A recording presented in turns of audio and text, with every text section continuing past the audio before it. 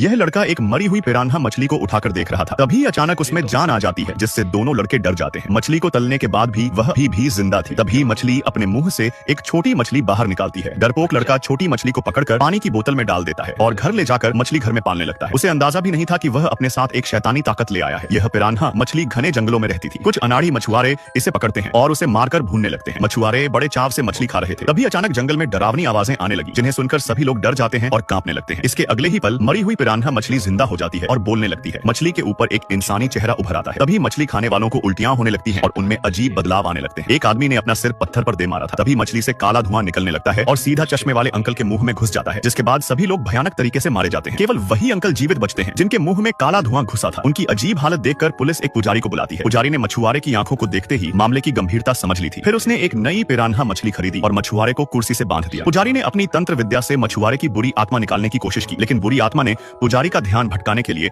उसकी मृत पत्नी का रूप ले लिया था। संकट में पुजारी ने तुरंत जादुई मंत्रों से काला धुआं मछुआरे के शरीर से निकालकर मछली में डाल दिया और उसे तेल में तलकर पका दिया था। दो लड़के छिपकर यह सब देख रहे थे। उन्होंने चुपके से भुनी हुई मछली उठाई, जिसमें से जिंदा होकर एक छोटी मछली बाहर निकली थी। लड़के ने उसे पालने का मन बना लिया, बिना यह जाने कि यह विनाशकारी मछली है। जब लड़के की मां ने पिरान्हा मछली को 2 मिनट तक देखा तो उनकी मानसिक स्थिति बिगड़ने लगी थी। वो रात के 12 बजे बाद भी पियानो बजा रही थी। उसे अपने मरे हुए पति भी दिखाई देने लगे थे, मगर बेटे की आवाज ने सब कुछ गायब कर दिया था। उसके घर में अजीब घटनाएं होने लगी थी। महिला को रात में बहुत गंदी बदबू आने लगी। उसे लगता था कि कोई उसे घूर रहा है। तभी अचानक पीछे से डरावने काले हाथों ने उसे पकड़ लिया और तुरंत बेहोश कर दिया। आवाज सुनकर जब बेटे की आंखें खुली तो वह सीधा बाथरूम में गया। जब उसने बाथटब का पर्दा हटाया तो उसने देखा कि उसकी मां पिरान्हा मछली को कच्चा खा रही थी, जो बहुत ही डरावना था। तब जाकर लड़के को एहसास हुआ कि पिरान्हा मछली में कुछ तो गड़बड़ है। लड़का पिरान्हा मछली और अपनी मां को लेकर पुजारी के पास पहुंच जाता है। पुजारी ने देखा कि महिला पर किसी बुरी आत्मा का साया है। उन्होंने अपनी विशेष शक्ति से जाना कि बुरी आत्मा एक छोटे लड़के की थी, जिसे एक अजीब बीमारी थी। उसका पूरा शरीर मछली के शल्क से ढका रहता था। पिता ने उसे बदकिस्मत समझकर तहखाने में बंद कर दिया था। भागने की कोशिश करने पर पिता ने लड़के को इतना मारा कि उसकी मौत हो गई। फिर अपने अपराध को छुपाने के लिए पिता ने उसकी लाश को जंगल में दफना दिया। लड़के की आत्मा बदला लेने के लिए पिरान्हा मछली के अंदर घुस गई थी और लोगों को मारने लगी थी। पुजारी ने लड़के की आत्मा का गुस्सा शांत करने के लिए एक शक्तिशाली जादुई चक्र बनाया। जैसे ही उसने मंत्र बोलना शुरू किया, तभी जंगल में कोहरा छाने लगा। उनके शिष्य बुरी आत्माओं के वश में हो चुके थे और नियंत्रण से बाहर हो रहे थे, जिसके कारण पुजारी को भागना पड़ा। लेकिन शिष्यों ने उसे पकड़ लिया और तड़पाने लगे। इस खतरनाक मोड़ पर पुजारी ने अपनी गुप्त शक्तियों का इस्तेमाल किया। जब वे अपनी असीम शक्तियों से शिष्यों को हराकर बुरी आत्मा को नष्ट करने वाले थे, तभी एक शक्तिशाली हवा ने उन्हें उड़ा दिया था। बुरी आत्मा का असली रूप अब सामने आ गया था, मगर पुजारी ने भी पूरी तैयारी कर ली थी। उनके हाथों पर सुनहरी रोशनी चमकने लगी और जादुई चक्र सक्रिय हो गया। उन्होंने अपने पुराने बाघ की शक्ति को जगाया। उनके बेटे में भी इस शक्ति का एहसास हो रहा था। फिर पिता पुत्र ने मिलकर प्राचीन ड्रैगन तकनीक से बुरी आत्मा पर हमला किया। अंत में बुरी आत्मा नष्ट हो गई। सभी लोग वापस ठीक हो गए, मगर पुजारी ने अपनी जान गंवा दी। सौभाग्य से उनके बेटे को उनकी शक्तियां विरासत में मिल गई थी, जो नए युग का एक महान पुजारी बनकर उभरेगा।